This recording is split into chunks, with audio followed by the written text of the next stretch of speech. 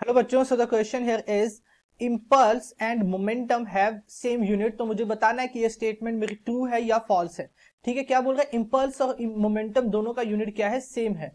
So concept भी हम यहाँ पे इम्पल्स एंड मोमेंटम दोनों का लगाएंगे। Impulse and momentum. ठीक है, तो सबसे पहले देखो मोमेंटम की बात करते हैं। मोमेंटम क्या होता है? मोमेंटम है मेरा product of mass and velocity. ठीक है, मास और वेलोसिटी का जो प्रोडक्ट होता है उसे हम बोलते हैं मोमेंटम। ठीक है, इसे मैं मैथमेटिकली कैसे लिखूंगा? Momentum P is equal to m multiplied by v। Mass का यूनिट होता है kg एंड वेलोसिटी का होता है मीटर पर सेकेंड। तो इसका यूनिट कितना हुआ? This will be kilogram metre per second. ठीक है, कितना हो गया? Kilogram metre per second. ठीक है, अब नेक्स्ट मूव करते हैं कि इंपल्स क्या होता है। इंपल्स की अगर मैं बात करूं, impulse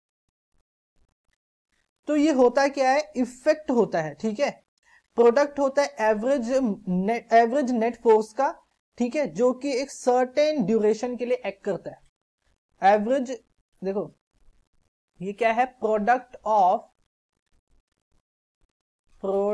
of average net force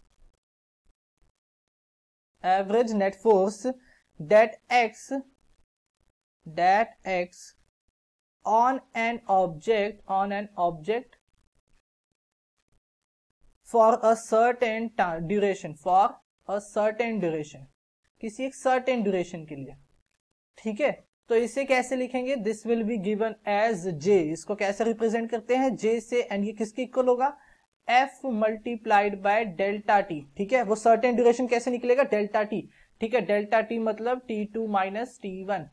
ठीक है ना, इस ड्यूरेशन में मुझे निकालना है, इस टाइम इंटरवल में मुझे वो फोर्स निकालना है। ठीक है, तो ये होगा एफ इंटू डेल्टा टी। ठीक है, अब देखो तो फोर्स के यूनिट क्या होते हैं? फोर्स का यूनिट होता है मेरा kilogram metre per second square.